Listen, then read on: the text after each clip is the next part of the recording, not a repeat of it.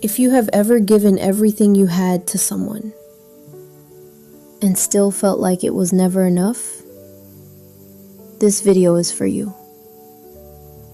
Not because you did something wrong, not because you were too much, not because you loved too deeply, but because you did something that so many women do without even realizing it. You overgave.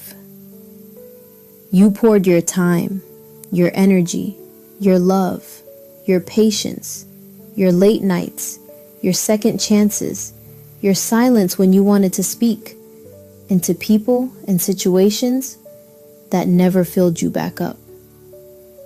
And somewhere along the way, without anyone telling you, without even noticing it happening, you forgot that you were allowed to receive too. That love was supposed to flow both ways.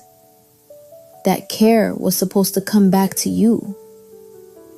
Today we are going to talk about what happens when a woman finally stops overgiving, when she finally puts herself first, not out of selfishness, but out of survival, and why that single shift, that one quiet decision, changes absolutely everything. If this already resonates with something deep inside you, if something in your chest just recognized these words, I want to invite you to subscribe to this channel. This is a space created entirely for women who are ready to stop giving themselves away and finally come home to themselves. New videos every week, just like this one. Overgiving does not start as a flaw. It starts as love.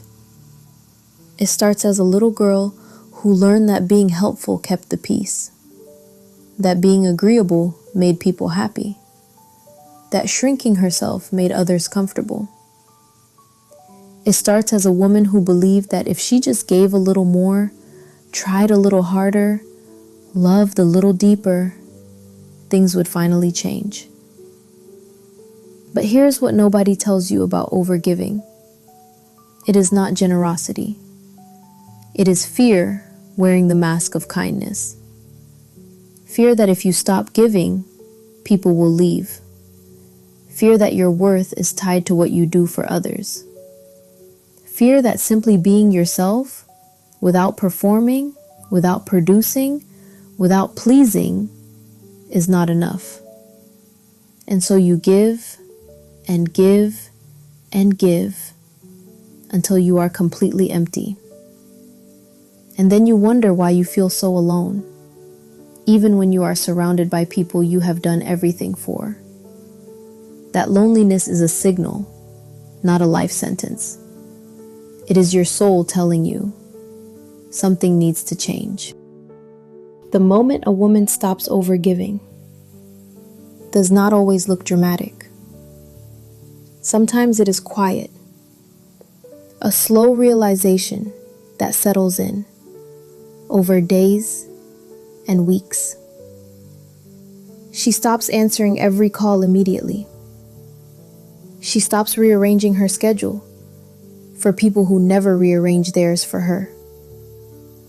She stops explaining herself to people who have already decided how they see her. She stops apologizing for having needs. And in that space she created, something unexpected happens. She starts to breathe again. She notices how much lighter she feels when she is not carrying everyone else's weight. She notices who reaches out when she is not constantly initiating. She notices who truly values her and who only valued what she did for them. That distinction is one of the most painful and important things a woman can ever learn about the people in her life. I want to pause here and ask you something. In the comments below, tell me one area of your life where you know you have been overgiving. It could be a relationship, a friendship, your workplace, anywhere. Your honesty might be exactly what another woman needs to read today. When she stopped overgiving, her relationships changed. Some people disappeared, and that hurt. It hurt more than she expected, because part of her had hoped that if she just stopped, they would try harder. But they didn't. And that silence told her everything she had been afraid to know.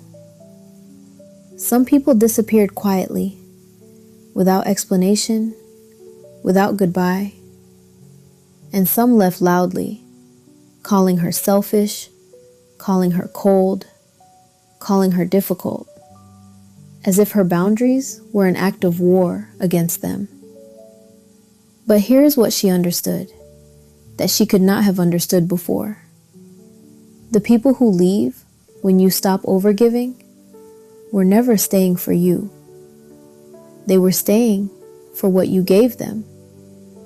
And losing that was not a loss. It was a liberation.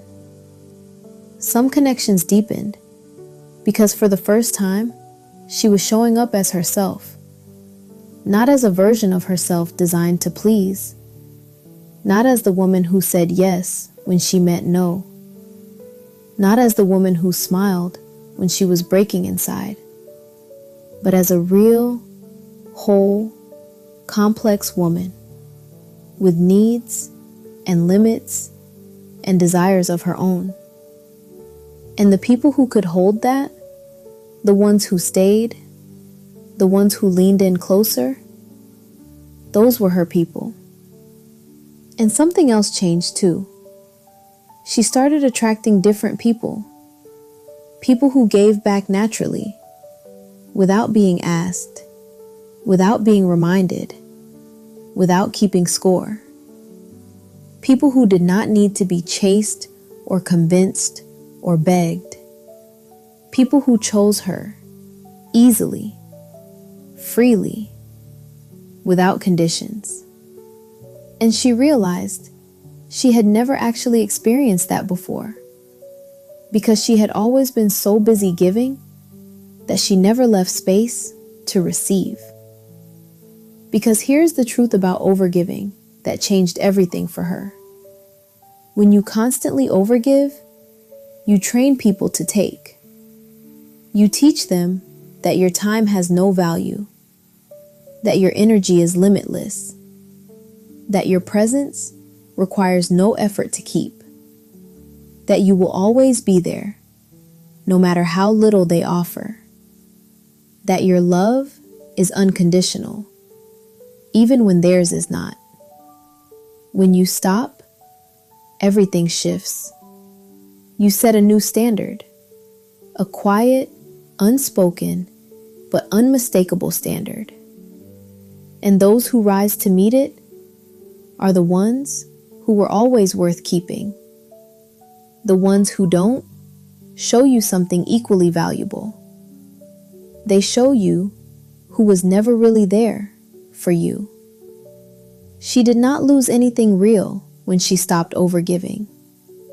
She finally found out what was real. And for the first time in a long time, she felt something she had almost forgotten. She felt at peace. If this message found you today, I want you to receive it as permission. Permission to stop running on empty for people who have never once asked how you are really doing. Permission to redirect that beautiful energy back toward yourself, not selfishly, but wisely. The woman who gives from fullness is more generous than the woman who gives from depletion. She gives more meaningfully, more sustainably, more joyfully, and she never loses herself in the process. If you are ready to go deeper into this work, I created a 7-day healing journal specifically for women on this journey. 7 days, 7 themes, gentle prompts to help you understand your own patterns and begin to shift them. The link is in the description below, and it was made for exactly this moment. You are not too much. You are simply surrounded by people who could not hold all of you. The right life, the right people, the right love have room for everything you are.